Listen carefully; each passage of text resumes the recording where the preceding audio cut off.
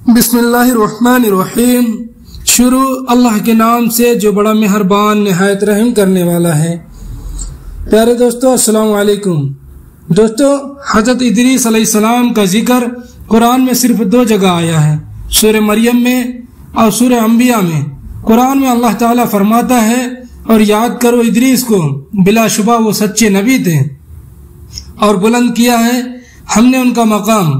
اور دوسری جگہ اللہ تعالیٰ فرماتا ہے، اور اسماعیل اور ادریس اور ذوالکفل صبر کرنے والا ان میں سے ہر ایک انسان تھا۔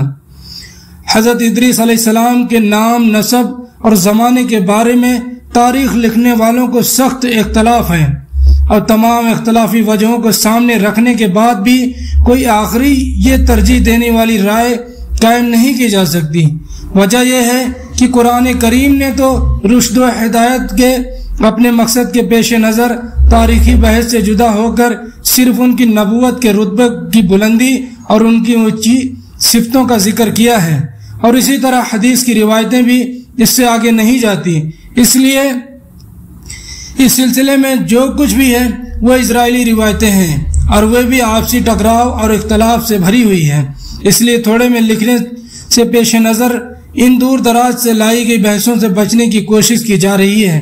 ایک جماعت کا خیال ہے کہ حضرت ادریس علیہ السلام بابل میں پیدا ہوئے اور وہیں پلے بڑھے۔ عمر کے شروعاتی دنوں میں انہوں نے حضرت شیث بن آدم سے علم حاصل کیا۔ بہرحال جب ادریس علیہ السلام خود سے سوچنے سمجھنے کی عمر کو پہنچے تو اللہ نے ان کو نبوت سے سرفراز فرمایا۔ تب انہوں نے شریروں، بدماشوں اور فسادیوں کے راہ ہدایت کی تبلیغ شروع کی، پر فسادیوں نے ان کی ایک بات نہ سنی، اور حضرت آدم وہ کی شریعت کے مختلف ہی رہے۔ البتہ ایک چھوٹی سی جماعت ضرور مسلمان ہو گئی۔ حضرت ادریس علیہ السلام نے جب یہ رنگ دیکھا تو وہاں سے ہجرت کا ارادہ کیا اور اپنے ماننے والوں کو ہجرت کر جانے کے لیے کہا۔ ادریس کی پیروی کرنے والوں نے جب یہ سنا تو ان کو وطن چھوڑنا بہت گراں گزرا، اور کہنے لگے کہ بابل جیسا وطن ہم کو کہاں نصیب ہو سکتا ہے۔ حضرت ادریس علیہ السلام نے تسلی دیتے ہوئے فرمایا کہ اگر تم یہ تکلیف اللہ کے راستے میں اٹھاتے ہو تو اس کی رحمت بہت پھیلی ہوئی ہے، اس کا اچھا بدلہ ضرور دے گا۔ بس ہمت نہ ہارو اور اللہ کے حکم کے آگے سر نیاز جھکا دو۔ مسلمانوں کی رضامندی کے بعد حضرت ادریس علیہ السلام ان کی جماعت مصر کی طرف ہجرت کر گئی اور نیل کے کنارے ایک اچھی جگہ چن کر سکونت اپنا لی۔ حضرت ادریس علیہ السلام اور ان کی پیروی کرنے والی جماعت نے پیغام الہی اور بھلائی کا حکم دینے اور برائی سے روکنے والے فرض کو انجام دینا شروع کر دیا۔ کہا جاتا ہے کہ ان کے زمانے میں 72 زبانیں بولی جاتی تھیں، اور اللہ کی عطا ہوئی بخشش سے وہ وقت کی تمام زبانوں کو جانتے تھے اور ہر ایک جماعت کو اس کی زبان میں تبلیغ فرمایا کرتے تھے۔ ایک روایت کے اعتبار سے حضرت ادریس علیہ السلام پہلے آدمی ہیں جنہوں نے قلم کا استعمال کیا۔ حضرت ادریس علیہ السلام نے دین الہی کے پیغام کے علاوہ تمدنی ریاست اور شہری زندگی، تمدنی طور طریقوں کی تعلیم و تلقین اور ان کے ٹرینڈ طالب علموں کے کم و بیش 200 بستیاں آباد کی۔ حضرت ادریس علیہ السلام نے ان طلبہ کو دوسرے علموں کی بھی تعلیم دی، جس میں علم حکمت، علم نجوم بھی شامل ہے۔ حضرت ادریس علیہ السلام پہلی ہستی ہے جنہوں نے حکمت و نجوم کے علم کی شروعات کی، اس لیے کہ اللہ تعالیٰ نے ان کو افلاک اور ان کی ترکیب، کواکب اور ان کے جمع ہونے اور الگ ہونے کے نقطوں اور ان کے آپسی کشش رازوں کو تعلیم دی، اور ان کے ادب و حساب کا علم کا عالم بنایا۔ اور اگر خدا کے اس پیغمبر کے ذریعے سے علم سامنے نہ آتے تو انسانی طبیعتوں کی وہاں تک پہنچ مشکل تھی۔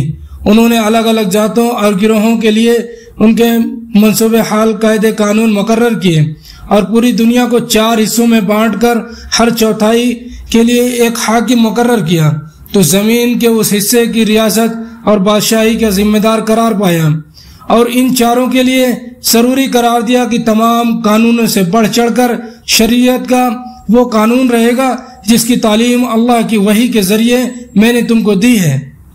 اللہ کی ہستی اور اس کی توحید پر ایمان لانا، صرف کائنات پیدا کرنے والے کی پرستش کرنا، آخرت کے عذاب سے بچنے کے لیے بھلے عملوں کو ڈھال بنانا، دنیا سے بے نیازی، تمام معاملوں میں عدل و انصاف کو سامنے رکھنا، مقرر کیے ہوئے طریقوں پر اللہ کی عبادت کرنا، ایام بیس کے روزے رکھنا، اسلام کے دشمنوں سے جہاد کرنا، زکوٰۃ ادا کرنا، پاکی صفائی کے ساتھ رہنا، خاص طور سے جنابت، کتے اور سور سے بچنا، ہر نشیلی چیزوں سے پرہیز کرنا۔ حضرت ادریس علیہ السلام نے اپنی امت کو یہ بھی بتایا کہ میری طرح اس دنیا کی دینی و دنیاوی اصلاح کے لیے بہت سے نبی تشریف لائیں گے، اور ان کی نمایاں خاص باتیں یہ ہوں گی کہ وہ ہر بری بات سے دور اور پاک ہوں گے، تعریف کے قابل اور فضائل میں کامل ہوں گے، زمین و آسمان کے حالات اور ان کے معاملوں کو جن میں کائنات کے لیے شفا یا مرض وہی الہی کے ذریعے طرح طرح جانتے ہوں گے۔ کوئی مانگنے والا بھوکا پیاسا نہ رہے گا، وہ دعاؤں کو سننے والے ہوں گے۔ ان کے مذہب کی دعوت کا خلاصہ کائنات کی اصلاح ہوگا۔ جب ادریس علیہ السلام اللہ کی زمین کے مالک بنا دیے گئے تو انہوں نے علم و عمل کے اعتبار سے اللہ کی مخلوق کو 3 طبقوں میں بانٹ دیا: کاہن، بادشاہ، رعایا، اور ترتیب کے اعتبار سے ان کے درجے طے کیے۔ کاہن سب سے پہلا اور اونچا درجہ قرار پایا، اس لیے کہ وہ اللہ تعالیٰ کے سامنے اپنے نفس کے علاوہ بادشاہ اور رعایا کے معاملوں میں بھی جواب دہ تھا۔ بادشاہ کا دوسرا درجہ رکھا گیا اس لیے کہ وہ نفس اور راج کے معاملوں میں بارے میں جواب دہ ہیں، اور رعایا صرف اپنے نفس کے لیے جواب دہ ہیں، اس لیے وہ تیسرے طبقے میں شامل ہیں۔ لیکن یہ طبقے ذمہ داریوں کے اعتبار سے تھے، نسل و خاندان کے اختیاروں کے اعتبار سے نہیں۔ حضرت ادریس علیہ السلام اللہ تک جانے تک شریعت اور ریاست کے کہیں قانون تبلیغی فرماتے رہے۔ ان کی انگوٹھی پر یہ عبارت خودی ہوئی تھی: اللہ پر ایمان کے ساتھ ساتھ صبر و فہمندی کی وجہ ہے۔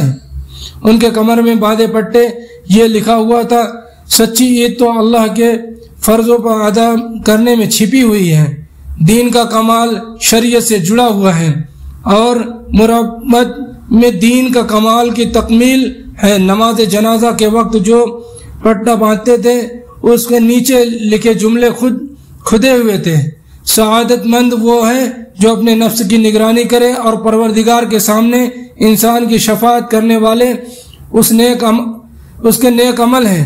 حضرت ادریس علیہ السلام کی بہت سی نصیحتیں اور آداب و اخلاق کے جملے مشہور ہیں جو الگ الگ زبانوں میں ضرب المثل، کہاوت اور رموز آمار کی راہ سے استعمال میں آتے ہیں، اور اس میں کچھ یہ ہیں کہ اللہ کی بے پناہ نعمتوں کا شکریہ انسانی طاقت سے باہر ہے۔ جو علم میں کمال اور عمل صالح خواہش مند ہو اس کو جہالت کے اسباب سے بدکرداری کے قریب بھی نہ جانا چاہیے۔ کیا تم نہیں دیکھتے کہ حرفن مولا کاریگر اگر سینے کا ارادہ کرتا ہے تو سوئی ہاتھ میں لیتا ہے، نہ کہ برما۔ بس ہر وقت یہ اصول نظروں میں رہنا چاہیے: دنیا کی بھلائی حسرت ہے اور برائی ندامت ہے، اللہ کی یاد اور عمل صالح کے لیے خلوص نیت شرط ہے۔ نہ جھوٹی قسمیں کھاؤ، نہ اللہ تعالیٰ کے نام کو قسموں کے لیے تختہ مشق بناؤ، اور نہ جھوٹوں کی قسمیں کھانے پر آمادہ کرو، کیونکہ ایسا کرنے سے تم بھی گناہ میں شریک ہو جاؤ گے۔ ذلیل پیشوں کو اختیار نہ کرو، جیسے سینگ لگانا، جانوروں کو جتی پر اجرت لینا وغیرہ۔ اپنے بادشاہوں کی جو کہ پیغمبر کی طرف سے شریعت کے حکموں کے نافذ کرنے کے لیے مقرر کیے جاتے ہیں اطاعت کرو، اور اپنے بڑوں کے سامنے پست رہو، اور ہر وقت اللہ کی تعریف میں اپنی زبان کو تر رکھو۔ حکمت روح کی زندگی ہے، دوسروں کی خوشی ایسی پر حسد نہ کرو، اس لیے کہ ان کی ایک مسری زندگی کچھ دنوں کی ہے۔ جو زندگی کی ضرورتوں سے زیادہ طلب رکھتا ہے وہ کبھی قناعت نہیں رکھ سکتا۔ وآخر دعوانا الحمد للہ رب العالمین، والسلام علیکم ورحمۃ اللہ۔